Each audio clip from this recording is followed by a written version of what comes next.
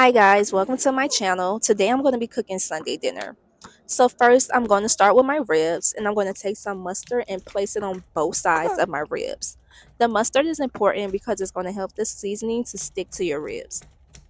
After I add the mustard, I'm going to go in with some onion powder, garlic powder, Tony's, and some Creole Slap Your Mama. I also added some cayenne pepper and I finished it up with some brown sugar. Don't knock it till you try, guys. The brown sugar like set it off. I promise you. So I'm making this voiceover with my baby and he is just like, let me talk on the microphone. I'm like, what is you doing? What are you playing with? I'm trying to play with it too. So if y'all hear him in the background licking and slobbing and try to do whatever he wanna do, yeah, mom life. Okay, back to this video. So I'm just finished adding my seasoning to both sides. Of course I flipped it and I did the other side as well. I'm trying to be as detailed as possible, guys, so if I forget to say anything, I'll make sure to put it in the description below. But yeah, I'm still adding my seasoning here. I mean, it takes a little while because you really just want to take your time, make sure you coat the whole rib. Okay, and baby, when you finish, it should look just like this, good and seasoned. Okay, so now I'm going to place it in the oven. While I'm going to wrap it up and I'm going to place it in the oven at 400 for 2.5 hours. Now let's get to these mustard greens. Before you do anything, make sure you wash your mustard greens off. I'm sorry, y'all, this is collard greens. So I washed it about 5 times. And then after that, I started stacking them up. And I'm just going to stack them like such. For me, I like to stack about 5 or 6 of them. And then you're just going to chop the ends off. And next, I'm going to roll it up. And this part is very important. So you want to cut a slit down the middle. Yeah, I know how y'all grandma do it. She like to, cut the sides off, then roll them up and do it that way. Look, I'm telling you. I love to do it this way because it allows me to cut a lot of greens. And if you do it right, you're not going to taste the stem. I promise you.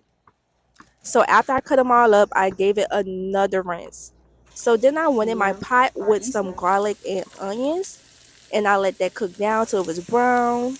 And then I added my turkey leg in there. And I let it boil for 20 minutes before I started adding my collard greens.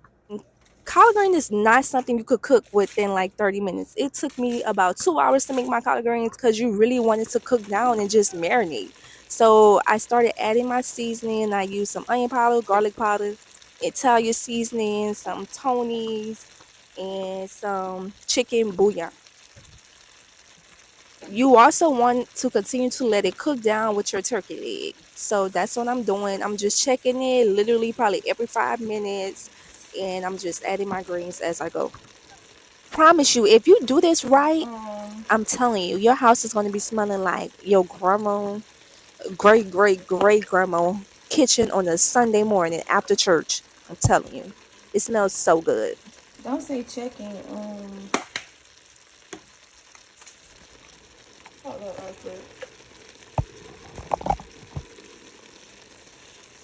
I also forgot to mention that I use crushed peppers to season my collard greens. And one more thing I want to add is I know a lot of people say they use chicken broth or beef broth to cook their mustard greens down in.